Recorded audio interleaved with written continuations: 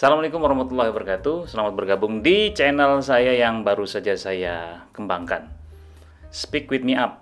Kita akan membahas hal-hal yang lagi viral di persoalan politik, budaya, dan sosial kemasyarakatan. Hari ini rencana saya akan bahas tentang persoalan-persoalan politik yang lagi berkembang dan lagi hangat dan viral saat ini di Indonesia menjelang pemilu tahun 2024. Yang belum subscribe, subscribe dulu. Dan saya mohon jika ada hal yang menarik kita diskusikan saja di komen di bawah ini. Oke. Hari ini yang akan saya bahas adalah tentang luar biasa Pak Anies Baswedan ternyata memberikan gaya baru dan pengembangan baru dalam pelaksanaan pemilu di Indonesia. Kita tahu bahwa isu yang paling menjadi sorotan terkait masalah pemilu adalah selama ini misalnya pasca reformasi, perubahan dari pemilu yang tertutup menjadi terbuka. Ini memberikan harapan baru kepada masyarakat kita agar ketika kita memilih calon wakil kita di legislatif itu tidak asal begitu saja, istilahnya itu tidak memilih kucing di dalam karung. Itu adalah pemilu yang dilaksanakan sebelumnya sejak zaman Orde Baru. Tapi sejak reformasi ada perubahan, tapi itu pun juga rencana mau dirubah-rubah lagi sistem pemilihan yang terbuka, yaitu kita bisa memilih secara langsung siapa wakil kita yang akan ada di legislatif. Nah, oke, ini berkembang. Salah satu gambaran pemilu. Tapi kemudian pemilu itu belakangan itu kan kemudian menjadi sangat membosankan. Ini disampaikan oleh beberapa kalangan anak muda yang melihat bahwa tidak ada menarik dari pemilu-pemilu kita belakangan-belakangan ini gitu.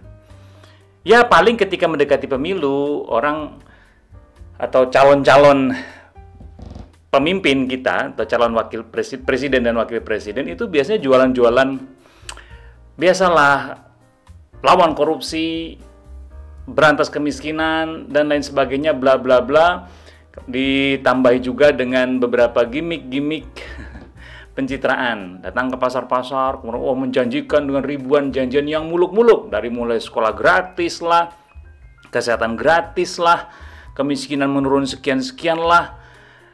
Kemudian masyarakat disuguhi dan tontonan-tonton yang begitu-begitu saja.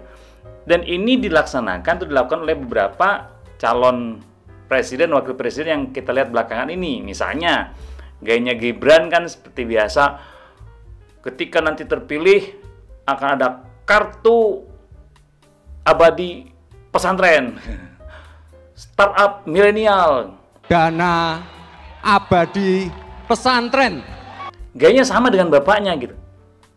Menjanjikan tanpa ada penjabaran yang konkret seperti apa itu dilakukan dan urgensinya seperti apa. Tidak ada wilayah diskusi yang dilakukan di masyarakat. Dan terbukti kemudian pelaksanaan yang dilakukan oleh bapaknya Pak Jokowi itu dikritik banyak orang ketika hanya menjanjikan model-model kartu-kartu ini, kartu itu, tapi implementasinya hingga saat ini tidak menunjukkan hasil yang diinginkan masyarakat. Nah, ini yang berbeda kemudian yang dicoba dilakukan oleh Pak Anies Baswedan. Ada gameplay baru yang sangat dinamis, bahkan sangat progresif menurut saya. Ini menurut saya revolusi baru dalam pelaksanaan pemilu di Indonesia. Kalau saya katakan tadi, revolusi pertama adalah merubah dari sistem tertutup menjadi terbuka. Ya, tetapi gayanya ya seperti itu saja, masyarakat hanya dimanfaatkan suaranya dengan cara mencari simpati dan lain-lain. Tapi ini Pak Anies itu memiliki gameplay baru. Dia ngajak masyarakat kita itu berpikir, berdiskusi, adu gagasan, dan itu tidak main-main yang beliau lakukan. Ya, misalnya begini, belum pernah ada gitu ya calon pemilih, calon presiden itu yang menawarkan gagasan dengan membuat tertulis sampai 148 halaman. Visi misi, kemudian agenda-agenda strategis yang akan dilakukan Pak Anies Baswedan. Ini belum pernah ada gitu. Bisa kita lihat di sini 148 halaman, guys. Itu kalau skripsi udah tebal banget. Ini berisi tentang visi misi dan program kerja Pak Anies Baswedan bersama Caimin, Indonesia Adil, Makmur untuk semua. Nah, di sini kita bisa mempelajari gitu. Banyak hal, mulai misalnya ada satu pondasi dan arah perubahan, kemudian visinya Indonesia Adil, Makmur untuk semua, dijabarkan kalau misalnya misinya itu ada 8 jalan perubahan, ada 8 jalan di situ guys. Kemudian di breakdown lagi dalam bentuk 8 sayap kemajuan, 28 simpul kesejahteraan, hingga target Amin 2025 hingga 2029. Dan semua ini dijabarkan guys, dijabarkan dengan sangat detail sehingga kita bisa menjadikannya sebagai bahan diskusi. Misalnya ya, misi 1 di halaman 17.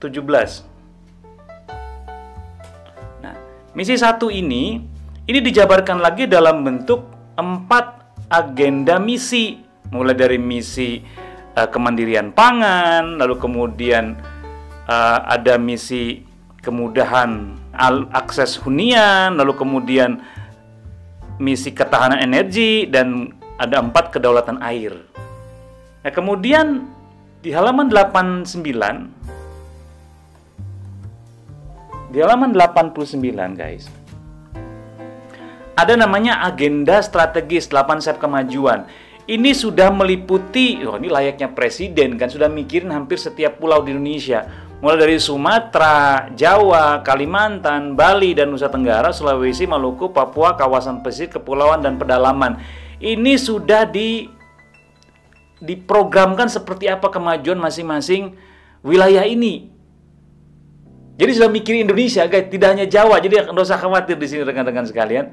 Ya, semua akan dipikirkan, dan inilah mentalitas seorang presiden. Lalu bisa kita baca di sini, kemudian kita temukan di halaman 101. Di halaman 101 ada namanya 28 simpul kesejahteraan sebagai agenda khusus. Di sini dijabarkan tentang bagaimana agenda khusus petani, nelayan, peternak, dan lain sebagainya. Dan ini dijabarkan juga dalam target yang sangat-sangat bisa kita diskusikan di halaman 136. Ya, misalnya di sini pertumbuhan PDB itu target Amin meningkat hingga 5,5% sampai 6,5%. Kemudian pengangguran terbuka itu menurun paling tidak hingga tahun 2029 itu 3,5% dan 4 sampai 4,0% dan seterusnya bisa dibaca di sini. Jadi kita itu diajak diskusi guys. Ya, semua program Pak Anies Baswedan dengan Caimin atau Amin ini sudah disampaikan di awal. Artinya pembangunan yang akan dilakukan oleh Pak Anies Baswedan dan perubahan apa yang dilakukan pada masa beliau itu sudah disampaikan, dan ini menjadi bahan diskusi kita. Kan menarik gitu. Jadi masyarakat kita tuh diajak cerdas, diajak berpikir. Tidak hanya janji, kartu inilah, kartu itulah, kartu inilah, kartu itulah. Bagaimana memberantas korupsi lah, dan lain sebagainya. Tapi tidak ada program yang tertargetkan seperti apa di tahun kepemimpinan mereka. Kadang bisa jadi muncul program-program baru yang tak terduga, dan perubahan-perubahan program kerja, dan kita tidak tahu apakah itu program yang selama ini dicanangkan atau program-program baru berdasarkan perubahan-perubahan yang tidak terplanning sama sekali. Ini luar biasanya Pak Anies Baswedan. Silahkan kita berdiskusi tentang hal ini gitu. Masyarakat kita diajak cerdas. Ini anak generasi muda sangat membutuhkan hal-hal seperti ini. Belum lagi kemarin Pak Anies Baswedan dengan timnya luar biasa gitu, bahkan memiliki side plan ya. Side plan tentang bagaimana stadion ke depan. Ini tentang Makassar. Ini keren. Kalau yang ngomong ini yang lain mungkin bisa dipertanyakan. Tapi kalau Pak Anies bicara tentang set plan stadion Mato Angin di Makassar, percaya, karena selama beliau menjadi gubernur saja bisa mewujudkan JIS, Jakarta International Stadium, menjadi kebanggaan banyak orang, kita bangsa Indonesia, karena itu dibangun dengan dana yang bisa ditekan karena menggunakan tenaga kerja dari Indonesia, mulai dari arsitekturnya, pembangunan, dan lain sebagainya. Artinya bangsa kita itu mampu, kata Pak Anies, hanya saja kurang diberikan kepercayaan, kesempatan untuk bagaimana kita menunjukkan bahwa kita bangsa besar. Inilah menurut saya luar biasanya Pak Anies Baswedan, yang mau tidak mau ini akan membuat lawan yang lain akan gelabakan.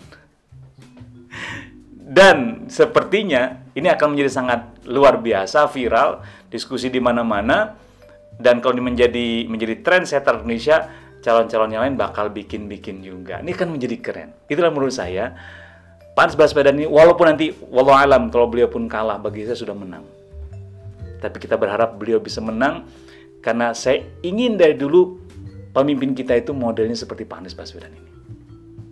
Itu aja. Semoga beliau bisa memimpin bangsa kita ke depan. Salam perubahan.